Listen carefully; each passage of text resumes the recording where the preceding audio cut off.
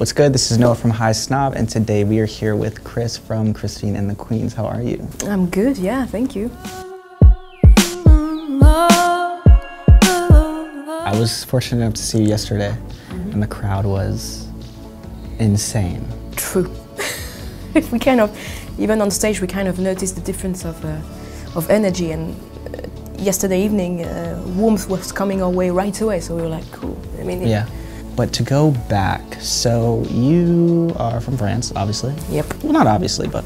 Well, I'm from France, yes. Yes. Oui, oui. And you grew up with two educators, your parents. It was a house full of lots of passion for the arts, so I think theatre was kind of given to me through my parents.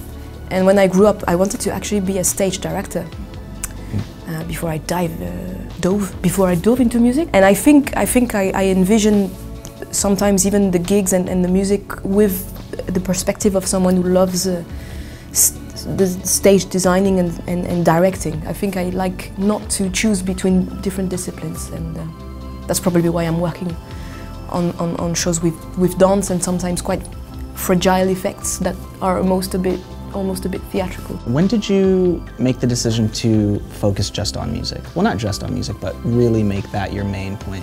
It was really, at first it was not really a pure decision, which is really interesting because I think I took many conscious decisions in my life, and music was probably the most subconscious eruption of something I didn't really think of, but kind of healed me first.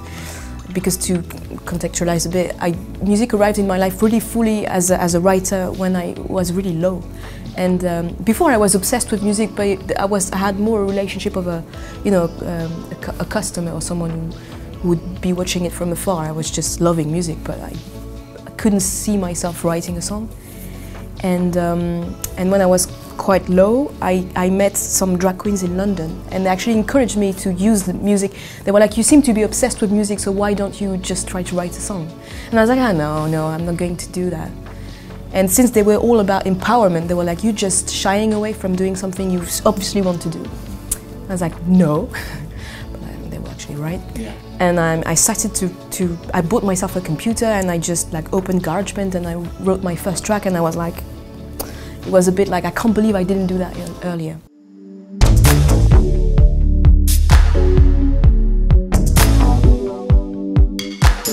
Did you know that you had a good voice? I still don't really think I have.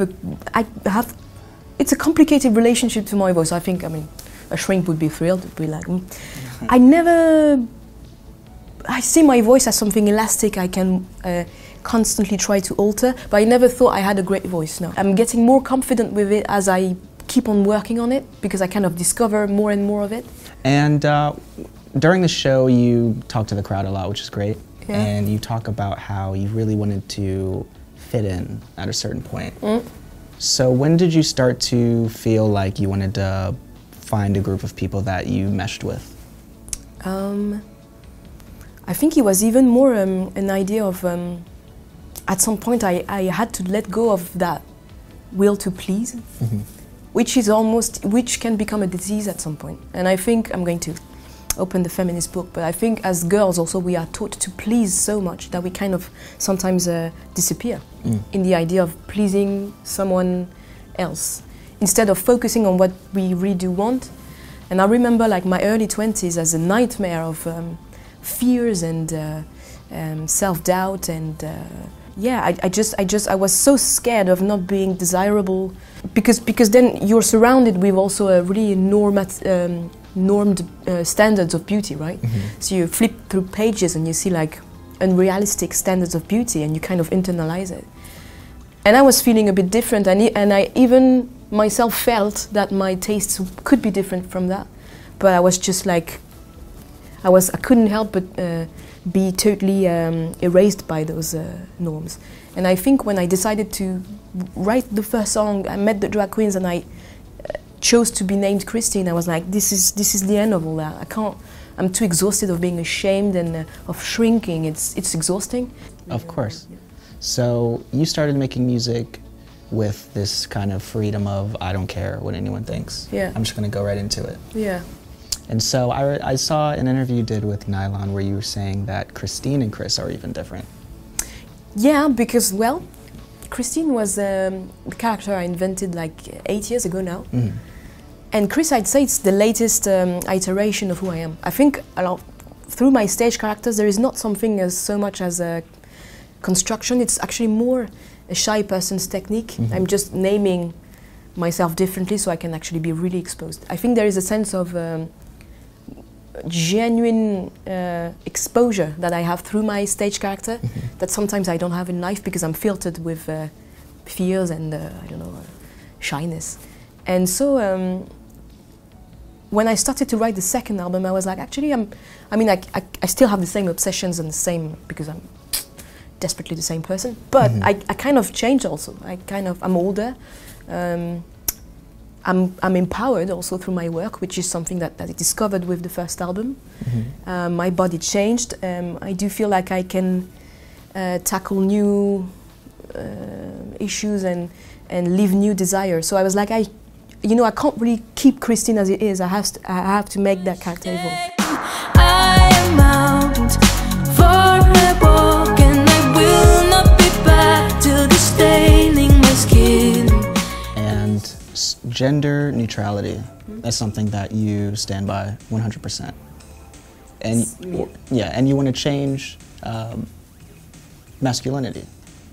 Oh, I want to diffuse it. You want to diffuse it?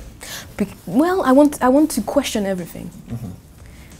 Because I think, again, we were talking about theatre. I think it's theatre. I think it's a superb form of theatre if you just acknowledge it.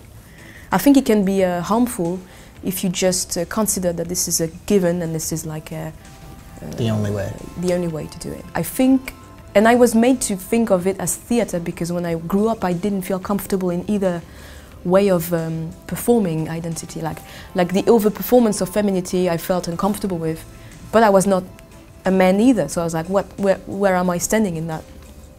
And it felt really like narrow, and it felt sometimes people were like playing like a role play.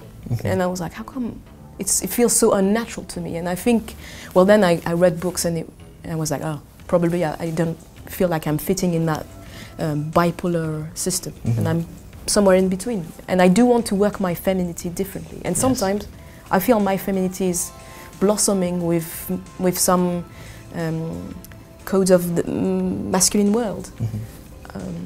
And I think to emphasize the theatricality of it makes it fun in a good way, instead of making it something that could... I mean, people are bullied every day for not performing the right codes, and I'm like, how come? Where are the right codes, and how do we decide of them? It's just like, it's a system, and I like the idea of like slightly diffusing the system, like creating a tiny bug somewhere. So people are like, wait. But sometimes, on that record with Chris, I'm playing with like symbols of masculinity. Yes. And sometimes in Europe and France, people are like, are you transitioning? I was like, this is precisely what I'm trying to diffuse, like I can play with that even by being a woman. Yeah, this is precisely what I want to do. What would you like the people to take away from the album, Chris? I kind of like when something triggers something. Meaning, like, I like that art can move you in a way that you kind of putting yourself into motion. Sounds a bit abstract, but if there is a hint of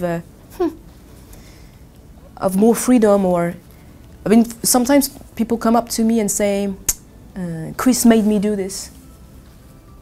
And I'm like, this is fantastic, because it's not even about me anymore. It kind of set something in motion in you and you kind of did something.